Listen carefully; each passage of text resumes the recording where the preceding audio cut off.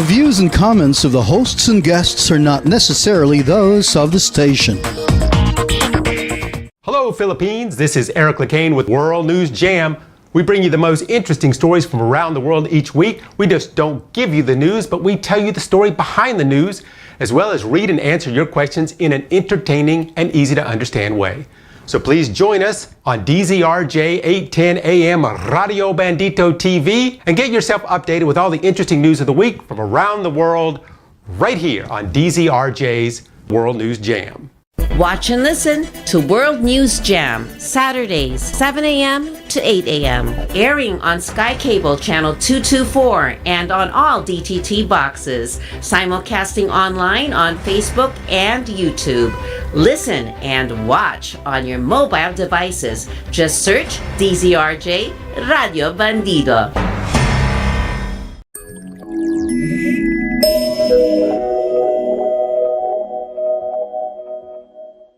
Hello, Philippines. Happy New Year. This is LeCain on the World News Jam on DZRJ Radio and Radio Bandito TV. We talk mostly about the most interesting stories going on around the world, and we've been talking about those stories all year. Well, the war in Ukraine, the war in Gaza, the craziness in U.S. politics, North Korea, China, Southeast Asia, Europe, climate change, space exploration, science, entertainment, tons of other stuff. But this is our last show of the year. So what I'd like to do is touch up on some of the highlights of things that we have talked about, things that have happened over the past 12 months. And one of the things that I would like to talk about first is in 2024, we talked a lot about space. I don't think I've ever talked more about space exploration than I have in 2024. I mean, space was really big news in 2024. Everyone's going there. In fact, it looks like the race is back on to see who can be the first to conquer the great beyond. I remember back when I was a kid, it was all about who could get to the moon first, the U.S. or Russia. Well, it was the U.S., but then after going a few times, people really stopped caring about going to the moon. Kind of got boring for a while, but now the moon is interesting again. In fact, China made some huge advances by going to the dark side of the moon. In 2024, they brought back some soil and rocks from the moon, suggested there might have been volcanic activity there at one point. Now, that was maybe about 2.8 billion years ago, but okay. Even Japan sent a mission there, transmitting data for nearly 3 months. Their probe, the Moon Sniper, wasn't really supposed to last very long on the moon. Not even one night because of the awkward way that it landed on its own nose. But for some reason, after every chilly night of around negative 208 degrees, it would come back to life every morning, and it would take more photos before going back to sleep again. These landings on the moon were great, but NASA sending a mission to Mars, that was the space cake topper, I think. By the way, all these missions are unmanned. I mean, why send an air-breathing, food-eating pooper human when you can just send a robot, which can do the same stuff as a human, it seems? I mean, it really is amazing what these space robots can do these days. But the real key is going to be sending humans there. The mission that NASA sent to Mars is a prequel to the idea of sending humans to Mars, which we hope, well, I hope anyway, that it'll be in my lifetime. The issue, of course, is making that 26-month journey. It's based on the planets aligning with each other, so they can only go at a certain time. It's not about just getting there. It's about staying alive once you get there, which it turns out on Mars is not that easy, or the $500 billion it will cost to get there. And that's actually on the cheap end of things. Is it worth it?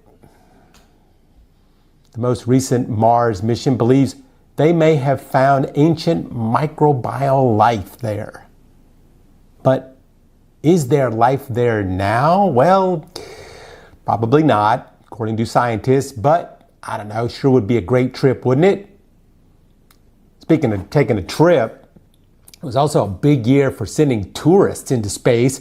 SpaceX led the way in 2024 for taking expensive commercial space adventures. In fact, they had the very first civilian spacewalk.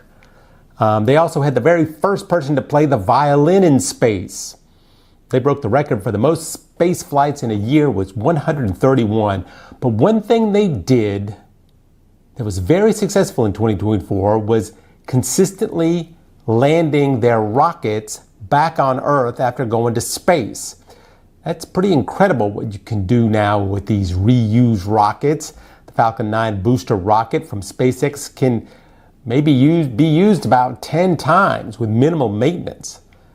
The video of the rocket coming back down to the launch pad was one of the coolest videos of 2024.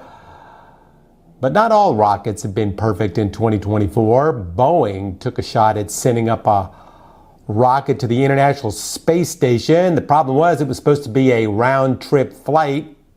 The Boeing ship got those astronauts there, but then they deemed it was unsafe to bring them back. So they left on June 5th, but when the ship returned on September 7th, the crew was left on board of the space station. This was due to helium leaks, malfunctioning thrusters, weak parachutes, flammable tape. Supposedly they will be able to leave on February 2025. Oh, and let's not forget Space Adventures, that company that will take you to the International Space Station for $20 million in a Russian rocket ship. So with all these new endeavors into space, it's become a little contentious there in 2024. It's big, but who is really going to have the right to space? And more importantly, I guess, is who is it that can put weapons in space? This has come after the U.S. continues to urge all countries to sign the Artemis Accords, which countries sign it will prevent them from having their military in space. 52 countries have already signed it, but so far, not Russia and not China, the two that we really need to sign it. Basically, it says that we should all use space for peaceful means and cooperation and transparency for the benefit of all should be the highest priority. That if you send an object into space, it should be registered and we should share any data that we collect as a planet. So does this sound like something that humans could one day do, given the way that we currently treat each other right here on Earth?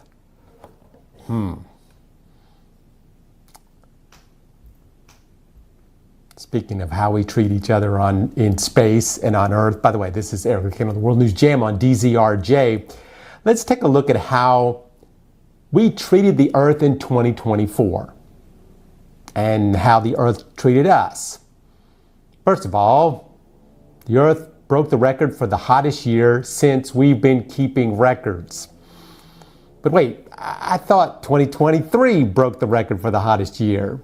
Well, it was, but according to scientists, it looks like all the data is calculated 2024 will crush 2023 as far as being hot. There's a specific number of that temperature that needed to breach a global average of 1.5 degrees Celsius above the pre-industrial average, and it got there. It looks like, we are there. The primary cause, according to all our data, the burning of fossil fuels. Of course, the fact that the cloud cover just isn't what it used to be.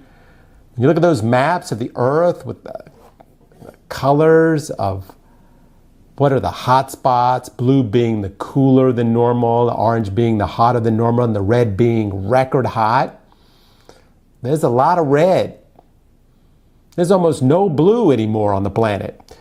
2024 started out with a huge El Nino event, which is when the Eastern Pacific releases large amounts of heat to the atmosphere, raising global temperatures.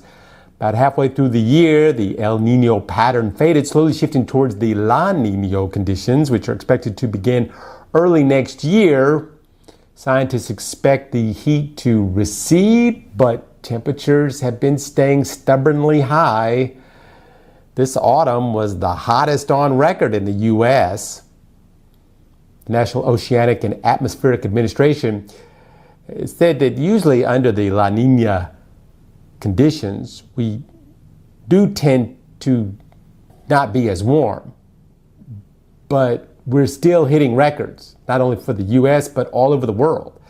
Every continent pretty much is having heat waves, which is surprising, all the meteorologists. Now, in Saudi Arabia, during this religious pilgrimage that they all go on every year, 1,300 people died because of a heat wave. And that was in Saudi Arabia, where people are used to high temperatures. Turns out that many of the scientific models to predict these kinds of things are wrong. Even the Arctic, things are much worse than was really thought. The issue is just, it's the hot temperatures. And of 2024, these hot temperatures have had a very deadly side effect. And that is, it rains, such as in Pakistan this year. The winter, which is usually dry, resulting in dry soil, unable to absorb the rain. This eventually causes, if you get these massive, huge storms all at once, these landslides, massive flooding. Pakistan, Afghanistan, the floods there killed 1,084 people. And then, of course, there was the Typhoon Yagi and Tang. That's the one that was here in the Philippines in September. On September 5th, its winds reached 195 kilometers per hour. 844 reported death, with 129 people missing. The damage was estimated at something like $17 billion. But the storm that made the news, it scared so many people, was in North Carolina in the United States, my home state.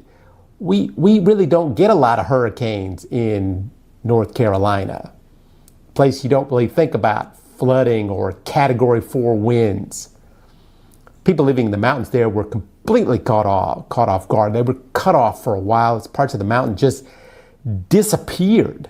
I mean, not roads disappearing, but whole sections of the mountain just disappeared. Power was out for many days, and food and water very hard to come by. And this is in the United States. 228 people lost their lives and 26 were registered as missing. It's estimated the damage was somewhere around $124 billion. It was consistent with what scientists believe this storm was so bad. They believe consistently that this is human-created climate change. The rain was 10% more than it should have been, and they're able to figure these things out. And the wind was actually 13 miles per hour faster than it should have been in that kind of storm. Everything was just more than it should have been. The same is true with the floods in Spain. Did you see those? The ones that killed 231 people? They were just not ready to deal with that level of rain that they had. And the soil had been loosened and consistent with the hot weather. And then the rain, it just pulled a large swath of land, released it from the wild, and it ran right through the middle of populated cities. Boy, the videos of that were just spectacular. But with all these rains, some places in the world are having crazy droughts, like in Brazil. That was the worst on record. We talked about that for a few weeks. There's a place in the Antarctica suffering from a major drought. But also, in 2024, we got shook up a bit. On New Year's Day last year, Japan had a 7.6 magnitude earthquake. Over 500 people lost their life in that. That earthquake was on the Noto Peninsula. And then, remember Taiwan? had that 7.4 magnitude earthquake. Over 1,000 people got injured. The Philippines had a 7.4 magnitude earthquake off the coast of Mindanao. Vanuatu had a 7.3 magnitude earthquake. Even New York City had an earthquake in 2024. But it wasn't an earthquake that brought down the Francis Scott Key Bridge in Baltimore. That was March 26, 2024. It was a cargo ship. Remember that story? One of the most spectacular videos of 2024 was a massive bridge collapsing into the ocean. Cargo ship lost power, ran right into the bridge after losing power. The bridge was 1.6 miles long. 6 construction workers died when the bridge fell. The ship that hit it weighed 213 million pounds. As the ship was going under the bridge, you can see it blacked out. Then they tried to start the ship. The emergency generator came on. Lights blinked a little bit, then they went out again. Something that big can't be turned once it's going in one way, and it plowed into the bridge. Also, 2024, a bridge in China was hit by a large barge. Huge section of that bridge just collapsed. 5 people died on that one.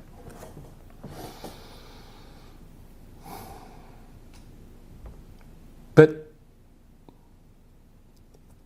this is one year that I thought we might look back at all the mass shootings we've talked about. Now we do this every year. Again, it's the U.S., clearly number one in mass shootings. That's when more than 4 people lose their lives in one incident. But actually, as bad as that sounds, it's not as bad as it was the previous year. In the previous year, I think 600 people lost their lives. This 2024, 488 people lost their lives. The U.S. looks at somewhere around 80% of the world's gun deaths. Why is that? Well, in the U.S., if you look at the number of guns versus the number of people, there are about 120 guns for every 100 people. Does that make sense? No other country even comes close to that. The 2 shootings that come to mind from 2024, the ones we talked about here on the show, the 𝗪cie High School and the one in Wisconsin that we talked about last week. In 𝗪cie, there was actually a call that came in and a warning that there might be a school shooting that day. And then a warning came just after that from a young boy's mother, saying that she was worried about what her son might do at the school that day. As school started, the 14-year-old boy, whose name was Colt, came into his class as normal. He asked his first period algebra teacher how the school would respond to an active shooter. So she sent an email telling the other teachers what the boy had just said. He left the class with the door locking behind him, went to the restroom. They were looking for him, and they found someone that they thought was him, but actually it turned out it was the wrong student, kind of almost had the same name. It was at that time that his mother texted the father that the father should go to the school and find their son. And when Colt came back to the class, he knocked on the door for them to let him in. The teacher said, go ahead, let him in. And then the student that was at the door said, he has a gun in his hand. So they didn't open the door. So what happened? The 14-year-old just went to the next room and he started shooting, killing multiple people. In the end, 4 people died that day and 9 were injured. The shooter, 14-year-old Colt Gray, was arrested at the scene. He was later charged with felony murder.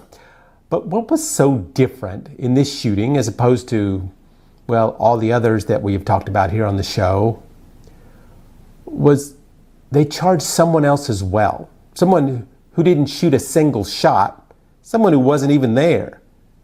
His father. I mean, how could a boy of that age get his hands on an AR-15 assault rifle? You see, his father had purchased the rifle as a Christmas present for his son. Now, there's an interesting twist in that the FBI had at one time visited the boy's father because his son had made threats to the school online. When the FBI came to their home, Colt denied making the threats. Colt also confessed to his grandparents' hit admiration for Nicholas Cruz, the boy who had killed 17 people at Parkland High School back in 2018.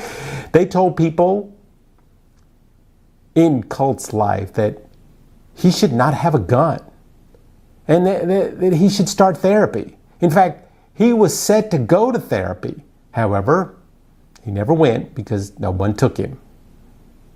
The other shooting that sticks out in my mind in 2024 is the one that just happened a few weeks ago. That involved a 15-year-old girl who had admiration for Eric Harris and Dylan Klebold. You know, the boys from the Columbine shooting? It's the one that started it all. She was not an obvious shooter in that she was a girl and went to a Christian school. In the end of that shooting, 6 were injured, 3, including the shooter, were dead. I said she was not the obvious shooter, but actually her father trained her to shoot. She didn't have friends, was very withdrawn. She aligned herself with neo-Nazi groups. I mean, something was wrong with that girl. In 2024, President Joe Biden passed sweeping gun laws across the U.S., making it harder to buy a gun, to stop the sale of conversion devices to make guns shoot like machine guns, and make it difficult to get 3D printed guns. But with all the new legislation and executive orders, you can still buy a gun. I have a feeling by next year's show, we will probably be taking a look back at school shootings again. This is LeCain on the World News Jam on Radio Bandito TV. Happy New Year, everyone. This is our last show of the year. We're talking about things that happened over 2024. So speaking of famous people shot in 2024, someone shot Donald Trump.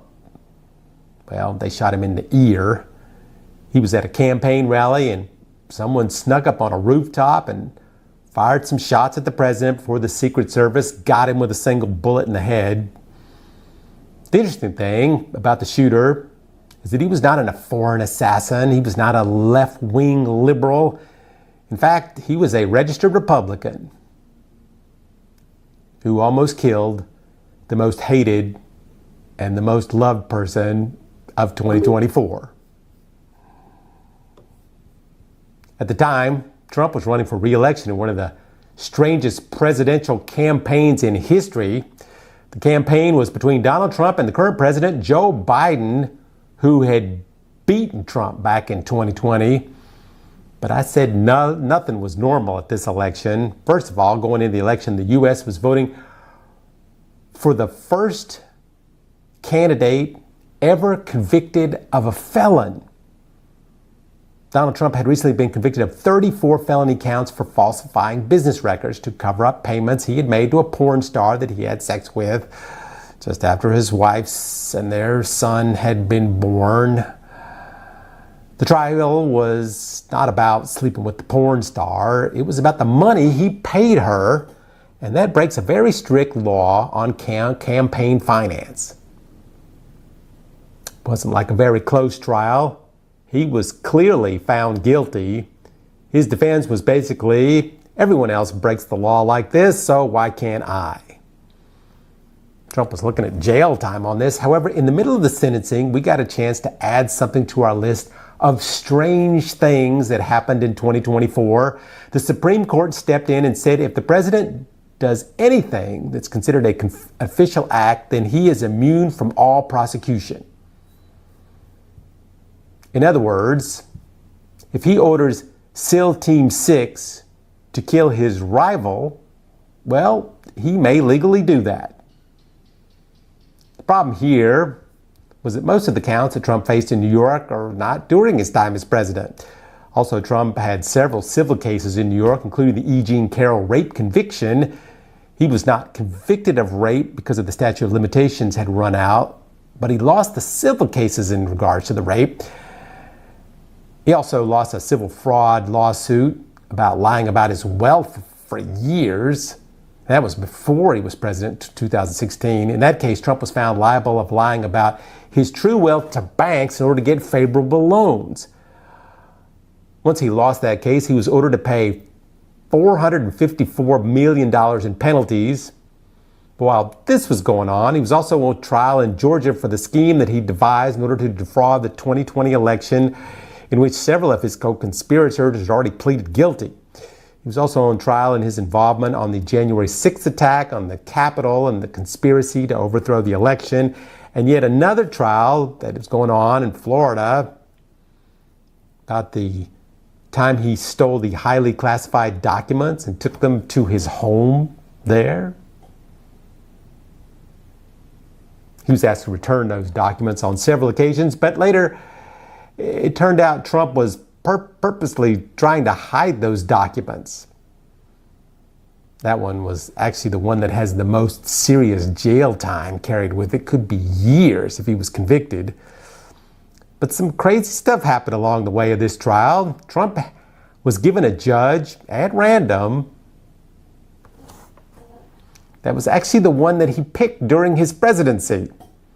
One of the many people say he picked that judge just in case something like this came up.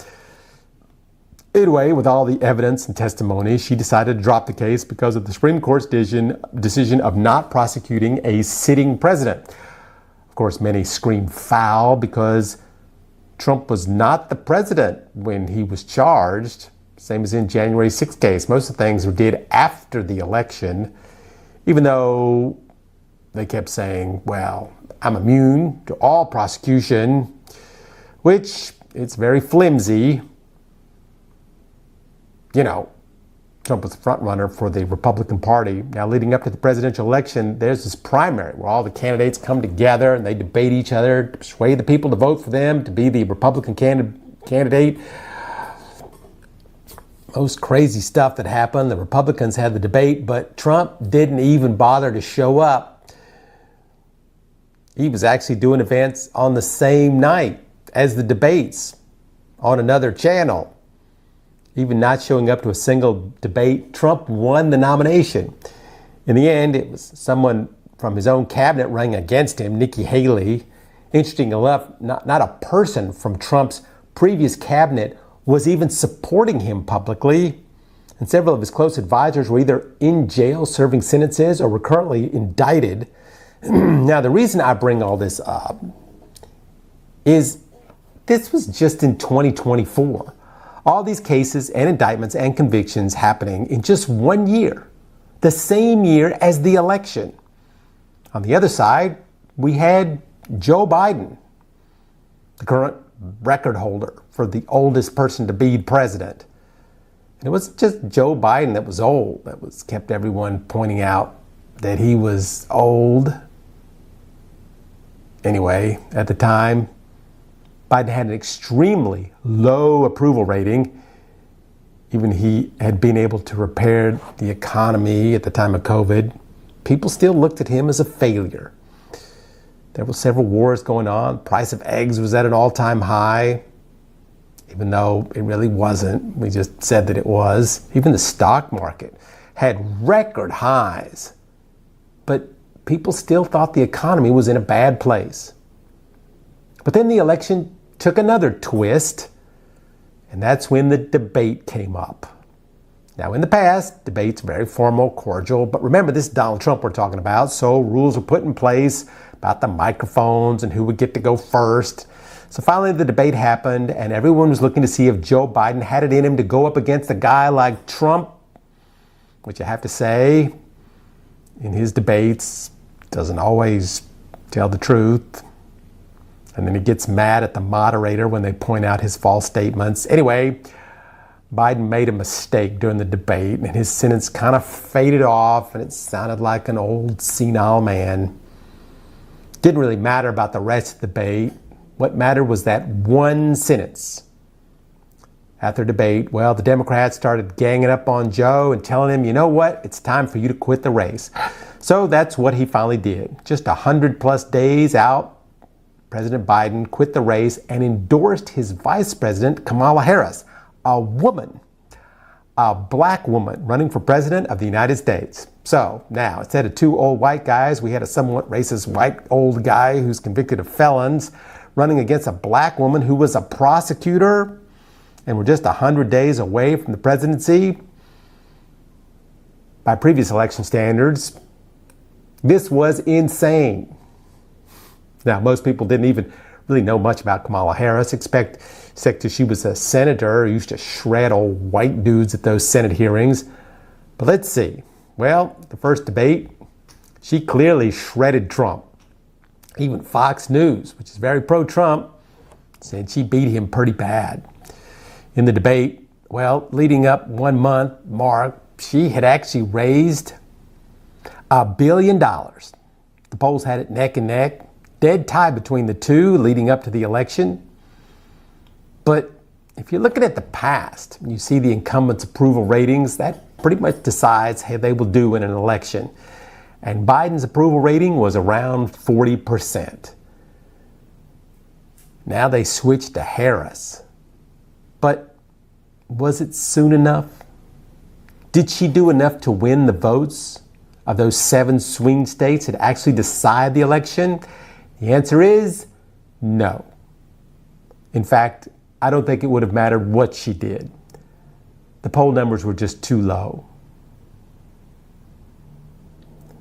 So Donald Trump came back from a felony conviction, being liable to sexual assault, losing a $500 million fraud case to become president of the United States. Again, many around the world in 2024 were shocked that the U.S. just voted for a man that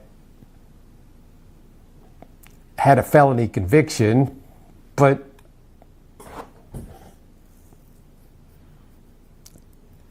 the math just wasn't there. It just wasn't there for Kamala Harris. And not only did Trump win, but the Republicans also won the House and the Senate. Many are saying that it was mostly because, in general, Americans don't want aliens coming in from other countries. They don't like transgender people having rights that they think they don't have. It's really simple things like that that decided this election. In fact, this was the kind of situation around the world that has happened in many elections, in many countries. Incumbents lost. In the UK, the ruling Conservative Party for over a decade lost the election. In South Africa, the African National Congress, who dominated since the end of apartheid, they lost the parliamentary majority. In Japan, the Liberal Democratic Party, which has governed for most of the post-war period, lost its majority in the election there. France, President Macron faced a backlash in that snap election. But here's something interesting that happened in 2024. Mexico. Mexico voted in its first woman president in 2024. She's 62 years old, has a PhD in energy engineering. So she's a climate president. She was part of the climate change team that actually won the Nobel Peace Prize. That was with, if I remember, with Al Gore back in 2007. She also is coming to the office with a very powerful stance. The coalition has the supermajority in the lower house of Congress and nearly 2/3 in the Senate. She will have a tough start, though, as she will be having to wrestle with the U.S. president who plans on deporting millions of immigrants back to Mexico, has the promise to put tariffs on Mexico, a country that's supposed to be the friend of the U.S. This also goes along with Canada. Trump wants to put tariffs on Canada at 25%. He's also going after China. No surprise there. Claiming he'll hit them with tariffs too is becoming an interesting word in the U.S. in 2024. Tariffs. Trump has said that he will make billions for the U.S. by instituting tariffs. However, what people are starting to understand now about tariffs is, well, they're paid by the consumers, not the country being tariffed. Same as what happened in the last time Trump tried to do this. And what about that immigration issue? Trump is planning to remove all the illegal immigrants from the U.S. These are millions and millions of people, some of which lived there their whole lives in the U.S. He was going as far as saying that if you were born in the U.S., however, your parents have been living in the U.S. illegally, that you also can be deported as well. Or if you live in a house with illegal relatives, you can also be deported as well. There was a warning issued this week that foreign students that are home on Christmas break should return to the U.S. immediately or possibly be locked out of the U.S. This could very well be a problem for many, including, agricultural companies in the U.S. that rely on immigrants to work in the fields, their farm businesses, or all the Filipinos working as home caregivers. I know in the Philippines, the government has already said that if you are illegally in the U.S., just come on back to the Philippines. This is one of the big questions in 2024. How are things going to change in the world after the election of Donald Trump? Mostly what happens in other countries' elections doesn't really change people's lives in other countries that much, but this may have a real global impact on depending exactly what he does. For instance, the wars that were going on since the start of 2024 are still going on. They have changed, developed, but they're still not at an end, nor do any of them have a promise of ending. For most of us, war is bad. We have seen multiple atrocities happen over the past year, especially in the Middle East. We have watched this year as thousands and thousands of innocent Palestinians have died. The reason that they have died is just because they are Palestinians. So far, there's been over 46,000 Palestinians in Gaza has been killed in the war with Israel, including 17,500 children. But this doesn't count the number of missing, which may never be found. On the Israel side, 1,139, but almost all of them were killed before the start of the war back in 2023 with the attack of Hamas. So like I said, the war has not been good for everyone, but for some, it's been very good. Well, actually one man, the president of Israel, Netanyahu. Now at the beginning of 2024, Netanyahu was not doing so well. Many blamed him for all the deaths that had happened at the hands of Hamas. It's the group running the Gaza Strip that Netanyahu was funding. And besides that, his poll numbers were in the tank. He was removed from power, then returned, but many wanted an election to vote him out. So the war kind of saved Netanyahu. He was able to put off any election until after the war, which is still not ended.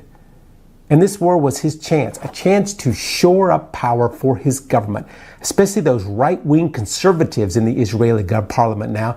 They are the only one needed a reason to do what they have always wanted to do, and that is remove Palestinians from Israel entirely. According to some Israelis, they are all terrorists as far as they're concerned, should be removed, should never be given statehood. But this, of course, is the reason the war started in the first place. Israel refused to give the Palestinians statehood. But by Hamas coming into Israeli territory and killing those 1,100 plus people and taking those hostages, they gave Netanyahu a chance at redemption. And now he's back to being Mr. Security.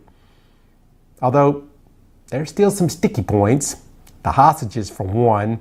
Netanyahu still has not secured the hostages, and many complain that that could be on purpose, that he really doesn't want the hostages rescued because that would be a chance for peace, which he does not want. Right now, he needs to be at a position himself as the one person that can protect the people of Israel from the world around it, but at what cost? While the presidential supporters praise him for killing Palestinians, the rest of the world is complaining that he is using this war to shore up political power and try to erase an entire culture. In fact, the UN has issued a warrant for Netanyahu's arrest for war crimes. And they've accused him officially of genocide. But the president continues to thrive, saying to him, supporters of Palestine, well, if we make a Palestinian state, we're rewarding terrorism. And it also helps that other groups are getting involved. Israel has had this incredible plan for making pagers explode that are owned by the Hezbollah operatives. Remember that? That was really something. Hezbollah stationed there in Lebanon. After that, they sent some rockets at Israel. And then Israel went into Lebanon, killed just about every leader of Hezbollah there was. Then Iran attacked Israel as retaliation for the attack on Hezbollah. Well, Netanyahu had to fire back on them. Even Yemen got involved.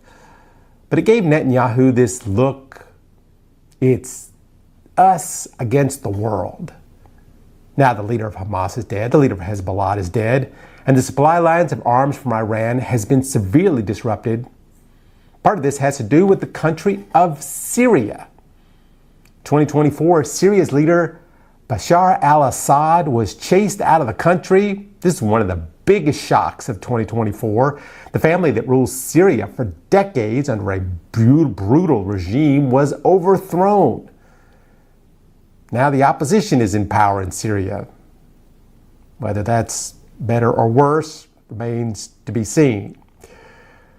The guys that swooped in and took over the capital are described by many as terrorists themselves. However, one thing that they have done is to slow the movement of military equipment to Hamas and Hezbollah. Now, Israel decided, even though Syria has finally been freed of al-Assad, they took it upon themselves to roll their tanks into Syria and basically take a piece of it. They are saying that they need to search for weapons and collaborators that could be used against Israel. But in order to do this, well, they have to destroy some villages and set up military posts. Now, there's demonstrations in Syria not to celebrate the removal of al-Assad, but to protest Israel knocking down their houses. Of course, Israel has responded with stun grenades and tear gas and bullets on the demonstrators.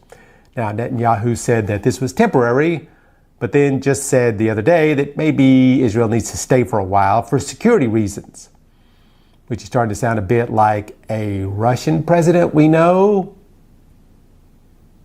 Would that be Vladimir Putin? He had an interesting 2024, didn't he? The way in Ukraine keeps marching on, people in Ukraine still asking that question, what do you want? Is Russia not big enough for you?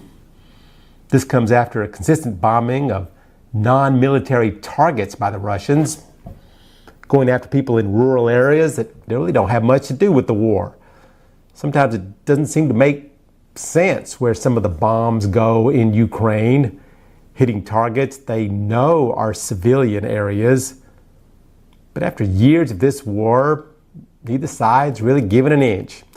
Ukraine took it upon itself to actually go on the offensive in 2024, going into Russia and taking over some towns of its own, thus forcing the Russian military to have to move troops to protect Russia. That's something I didn't see coming. But as this stalemate continues, there may be some changes coming. First of all, Russians don't seem to care if their soldiers live or die. They just keep sending them into battle. Reports there that 1,500 Russians die every day in the Ukraine. Ukraine does not think this way. They're not interested in losing a single soldier. They don't really have the stomach for that. And then there's the addition of North Korea in 2024 and the North Korean soldiers coming in to fight for Russia as part of the alliance between Putin and Kim Jong-un. This has caused some stir, pushing South Korea to say, well, maybe we'll fight for the Ukraine. But the biggest change is coming when Trump takes his seat as the U.S. president. Trump is extremely pro-Russia and has said that he will end the war in a day. And honestly, he probably could. Just stop supplying weapons to the Ukraine. They wouldn't last a week without the backing of the U.S. Many believe that's exactly what will happen. Trump has always wanted to please Putin, and many believe that, well, Putin held on as long as he did just in case Trump got elected. Most likely there'll be a deal, Putin keeping Crimea and Donbass and leaving Kiev alone. Putin could kind of call that a win. Probably keep from having a bullet put in the back of his head or having to escape to North Korea. North Korea, who keeps test firing its missiles right next to Japan. They've been putting on a show in 2024, telling the world that it's got a nuclear test that's coming soon. Supposedly in 2024, they have amassed 50 nuclear warheads and have enough material to make 70 to 90 nuclear weapons. Recently, they've told UN that they have built up their nuclear arsenal to protect itself from the hostile West. Just a few months ago, that they test-fired an intercontinental ballistic missile. Feels like the U.S. has put them on the brink of war, and they say they are ready to fight it. Now, in general, we have never thought much about the North Korean boast that they made, but currently they have become very close friends with Russia. Russia clearly has the second largest stockpile of nuclear weapons on Earth. Is North Korea currently helping Russia in its fight against Ukraine? So when it finally feels strong enough to take on South Korea, it can call on Russia to help with its nuclear arsenal? And if Russia heads the call, will Trump come to back up South Korea? This is one of the questions being asked in 2024. Some other things that happened in 2024, just some moments. Taylor Swift won 4 Grammys for her album of the year. Her Eras tour grossed $2 billion. Caitlin Clark, the youngest female basketball player, became the leading scorer in the NCAA, surpassing Pete Maravich with 3,667 points. She's gone on to break multiple records in the WNBA. Her humble way of speaking and selfless attitude has made her one of the most loved players in the WNBA. The movie Oppenheimer won 7 Oscars at the Academy Awards. Madonna's free concert in Brazil at the beach was attended by 1.6 million people, making it the largest standalone concert in history. Of course, I don't know how many of those people were actually just at the beach. The Boston Celtics defeated the Dallas Mavericks to win their record 18th title in the NBA. Julian Assange, remember him? Pleaded guilty finally to U.S. charges of illegally obtaining and disclosing national security information. He was then freed from prison in Britain and allowed to return to Australia. 2024, the Paris Olympic Games happened. The things that we remember most: Celine Dion singing under the Eiffel Tower, the first breakdance competition in Olympic history. Mostly people watched it to see the worst breakdancer most of us had ever seen from Australia. She broke all kinds of records for the most Olympic athlete to be made fun of. The gold medalist was from Algiers, the female boxer, won the gold medal. She was accused of being a man. However, it turns out she just looked that way. Sarah McBride, you know who she is? She made news, not because she's the first openly transgender person to be elected to the U.S. Congress, but because Congress had a debate about a House rule on which bathroom she could use. Some Republicans said it made them feel uncomfortable that she would be using the women's bathroom.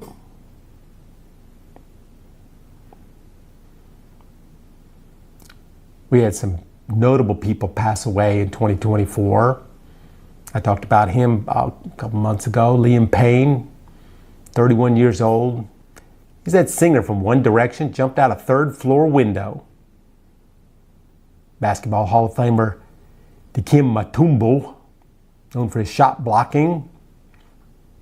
His finger wave, telling opponents at the hoop. Well, he died, brain cancer, 58 years old. Chris Christopherson, we all know him from the movie A Star is Born, Billy the Kid. He died at 88. Maggie Smith died at 89. I loved Maggie Smith. Harry Potter, Downton Abbey. Tito Jackson of the Jackson 5, 70 years old. He always said he was the true start of the band, not Michael Jackson. Of course, James Earl Jones died at 93. He was the voice of Darth Vader in Star Wars. You know, if you ever get a chance to watch some of the original clips of the voice of the guy who was actually behind the mask, David Prowse, well, the whole movie changed when they put James Earl Jones's voice in. John Amos, some of you may not recognize him, but he was on Good Times, show I used to watch every single week. Sid Vicious of the WWE, 63 years old, 6-time world champion of the WWE. Peter Marshall from Hollywood Squares. Another guy from my childhood, Phil Donahue, came on around 4 p.m. right after school.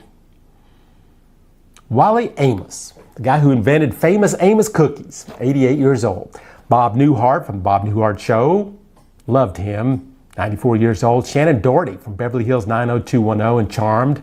I watched both those shows. He was only 53 years old. Martin Mull from the Roseanne Show and Veep, Mary Hartman. Shelley Duvall from The Shining. Ugh, that was a scary movie. She just recently died at 75. Donald Sutherland, one of my all-time favorite actors from MASH and The Hunger Games, died at 88. Daphne Coleman, he was in 9 to 5 and Tootsie. Quincy Jones, 91 years old. He's the guy that produced Thriller, the best all-time album, selling album of all time. Michael Jackson. He also produced The Fresh Prince of Bel-Air. Richard Simmons died, 76 years old. Mitzi McCall, 93. Remember her from The Ed Sullivan Show? She was even on Jerry Seinfeld. Ron Eli died. Remember Tarzan? Grew up watching him. Ruth Westheimer, the sex therapist. She appeared on everybody's show when I was a kid. That's how we learned about sex. David Sanborn, played for David Bowie, Bruce Springsteen, the Rolling Stones, Elton John, Stevie Wonder, James Brown, Aretha Franklin.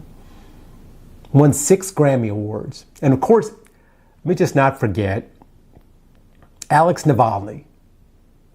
Now, I know he doesn't really belong in this group. He was the opposition leader in Russia, but we talked about him a lot on the show. He died back in February at the age of 47. He's a guy that knew he was going to die eventually. I mean, if you spent a life speaking out against Vladimir Putin, eventually he's going to get you, and eventually he did. They tried to poison him once on a plane. Then he went to Germany to get treatment, but by going to Germany to save his life, he violated his parole and they put him in prison. And then one day in prison, he just fell over dead. Life in Russia. And that's 2024. Here on the World News Jam. We're out of time here on our last show of 2024. We thank you so much for joining us, spending this year with us, watching us talk about the most interesting stories going on around the world. So for me, Eric LeCain, everybody here at the World News Jam and DZRJ Radio and Radio Bandito TV, we're signing off for this year, but we'll be back again next year. So please join us for the World News Jam. And everybody be safe this New Year's Eve, and we'll see you then. The views and comments of the hosts and guests are not necessarily those of the station.